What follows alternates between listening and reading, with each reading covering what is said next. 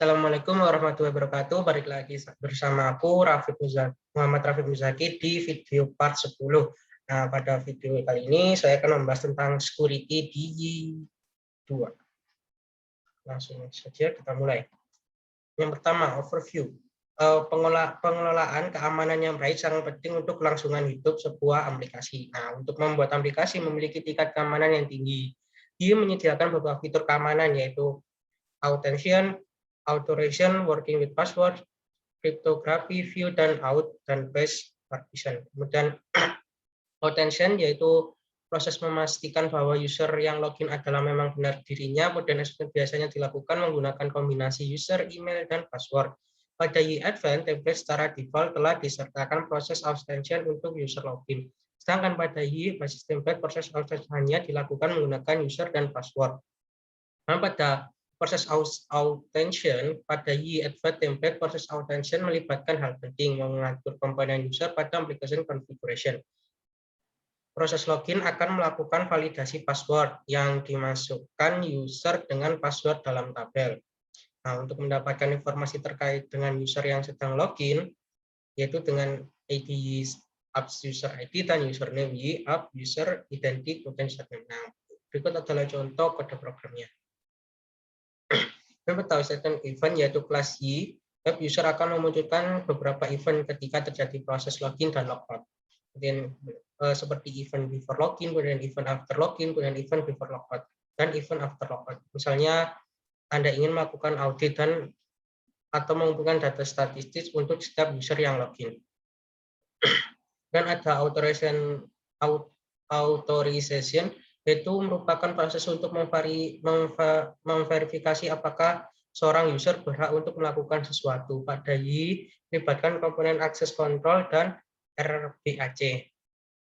Dan ada access control filter, yaitu akses merupakan metode sederhana untuk proses authorization yang diimplementasikan sebagai Berikut adalah contohnya. Contoh programnya. Role based access control yaitu mengimplementasikan RBAC melalui komponen dari aplikasi yang bernama Out Manager. Ada konsep dasar RBAC ada 3 yaitu role, permission, dan role. Jika menggunakan DB Manager terdapat 4 tabel yaitu out item child, out item assessment, dan out role. Kemudian ada role permission role yaitu pada gambar di samping terdapat 2 user, Janet dan John, 2 role admin dan author, 3 permission create post update dan update on post serta 1 role author role. Nah, user Jane memiliki role admin, sedangkan user John memiliki role author. Nah, role admin memiliki permission update post dan role author. Semua yang dimiliki oleh role author juga akan dimiliki oleh role admin.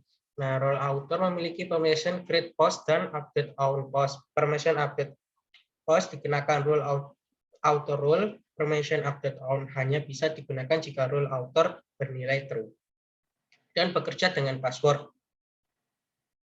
Semua developer yang baik pasti tahu bahwa password tidak boleh disimpan sebagai teks. Banyak developer masih percaya bahwa dengan menggunakan algoritma hashing MD5 atau hasil sudah cukup aman. Namun dengan teknologi terbaru, password yang disimpan menggunakan algoritma tersebut ada kemungkinan untuk dapat diketahui. Brute force attack serangan ini juga banyak digunakan dengan adanya kamus data yang sangat besar yang menyimpan password MD5. Nah, ini adalah contoh programnya untuk bekerja dengan password. Dan ada kriptografi yaitu men-generate data random. Yang script dan deskripsi dan mengkonfirmasi integrasi data. Untuk kode programnya menggunakan kriptografi adalah sebagai berikut. Ini adalah base particles yaitu base participles adalah filter input dan escape output, dan avoiding SQL injection, avoiding XSS, avoiding CSRF, kemudian ada avoiding file exposures, ada avoiding debug info, dan using secure dan secure server configuration. Pada latihannya yaitu pastikan aplikasi menerapkan konsep keamanan. Langsung saja.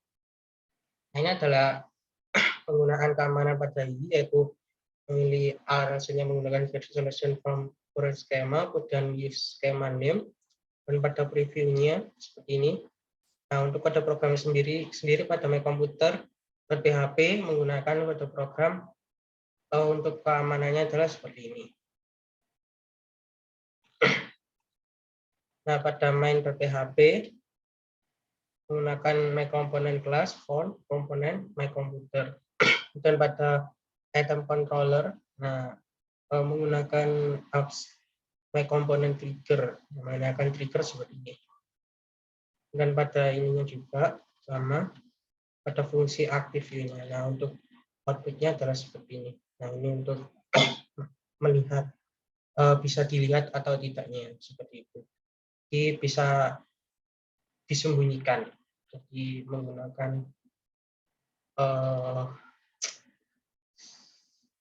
penghiddenan. Nah, ini di output dari database-nya. Ada create add, update add, create by, dan update by.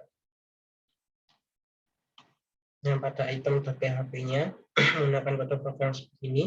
Pada fungsi behavior menggunakan template behavior dan blame lab behavior.